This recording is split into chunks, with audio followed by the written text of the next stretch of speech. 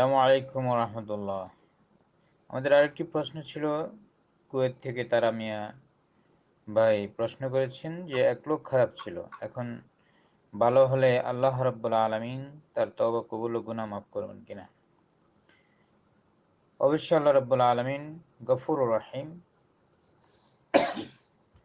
তিনি তার বান্দা যদি কোনো গুনাহ করে থাকে এবং তারপর তার কৃতকর্মের জন্য অনুতপ্ত হয়ে আল্লাহর দরবারে তওবা বা ক্ষমা প্রার্থনা করে, তাহলে অবশ্যই আল্লাহ রাব্বুল আলামিন ক্ষমা করবেন।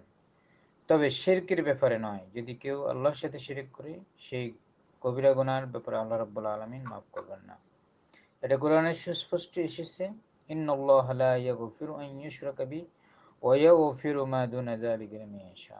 যে আল্লাহ রাব্বুল আলামিন শিরকের গুনাহ কখনো মাফ করবেন না, তবে অন্যান্য গুনাহ তিনি ইচ্ছে করলে মাফ করে দিতে পারেন।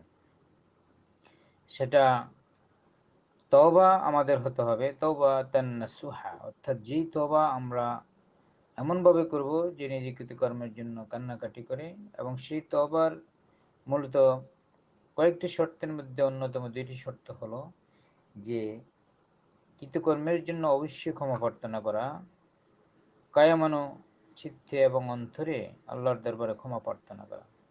দ্বিতীয়ত, সেই কৃতকর্মটি কখনো রিপিটেশন বা পুনরাবৃত্তি হবে না। সেই অটুট অবিচল যদি কেউ থাকতে পারে, তাহলে অবশ্যই আল্লাহ রাব্বুল আলামিন ক্ষমা করতে পারেন। এটা একান্তই আল্লাহ রাব্বুল আলামিনের ইচ্ছার উপর।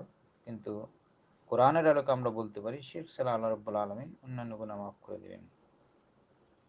আল্লাহু আলাম। আসসালামু আলাইকুম ওয়া রাহমাতুল্লাহ।